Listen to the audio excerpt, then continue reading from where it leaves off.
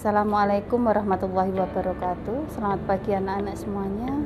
Alhamdulillah kita masih diberi kesempatan Allah, kesehatan, kesempatan untuk bisa saling berbagi ilmu. Marilah anak-anak kita bahas materi pada kesempatan kali ini.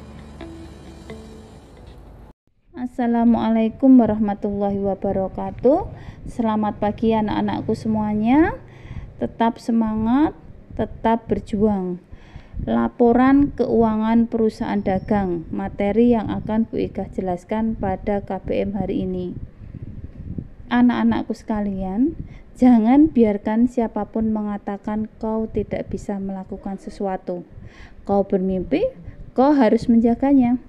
Kalau menginginkan sesuatu, raihlah. Kita lanjutkan materi jurnal penyesuaian perusahaan dagang. Pada prinsipnya sama anak-anakku semuanya. Jurnal penyesuaian perusahaan dagang dengan jurnal penyesuaian untuk perusahaan jasa. Yang membedakan di jurnal penyesuaian untuk barang dagangan. Ada dua metode. Yang pertama metode ikhtisar laba rugi. Adapun JP-nya seperti itu anak-anak, persediaan awal dan persediaan akhir.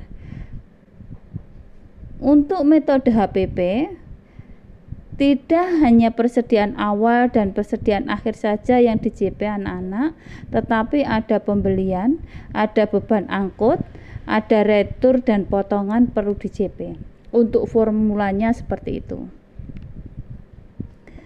Anak-anakku semua, kalian bisa melihat tampilan kertas kerja di situ. Tampilan kertas kerja di perusahaan dagang dengan jasa sebetulnya sama. Ada neraca saldo, penyesuaian, NSD, laba rugi, dan neraca. Cara memasukkan ke kolom-kolomnya pun sama. Debit dan kredit. Kalau untuk neraca terisi aktiva dan pasiva. Kalau untuk laba rugi terisi pemasukan, kalau di perusahaan jasa itu pendapatan, kalau di perusahaan dagang yaitu penjualan. Kemudian di sebelah debitnya di laba rugi, kalau perusahaan jasa berisi beban, kalau di perusahaan dagang isinya HPP dan beban. Untuk neraca akhir sama, isinya aktiva dan pasiva. Di sini Bu Ika analogkan cara memasukkan. Yang pertama menyiapkan neraca dan seterusnya. Apabila sudah jadi, tampilan dari kertas kerja seperti ini. Kemudian materi selanjutnya yaitu pembuatan laporan keuangan. Laporan keuangan di perusahaan dagang dengan jasa sama anak-anak, yaitu yang pertama laporan laba rugi, yang kedua laporan neraca, yang terakhir perubahan modal. Untuk laba rugi anak-anak di perusahaan dagang, pendapatan di sini pemasukannya dari penjualan. Kemudian karena ini menjual barang dagangan, berarti ada harga pokok penjualan. Kemudian penjualan dikurang harga pokok penjualan akan menjadi laba kotor. Kemudian dikurangi beban-beban, di sini dipisahkan beban operasional dan beban di luar operasional. Maka akan terjadi laba ataupun rugi bersih.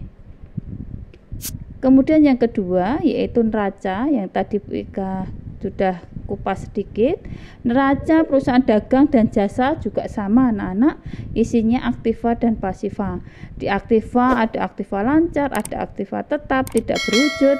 Kemudian di pasiva isinya hutang dan modal, sama.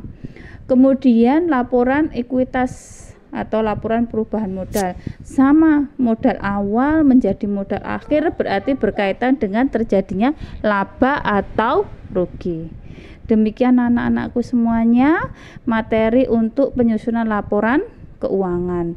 Untuk memperjelas materi ini, Bu Ika telah menyajikan contoh soal untuk kalian pelajari dan kalian coba untuk mengerjakan. Semangat dan terus berkarya, terus berusaha untuk meraih masa depan kalian. Wassalamualaikum warahmatullahi wabarakatuh.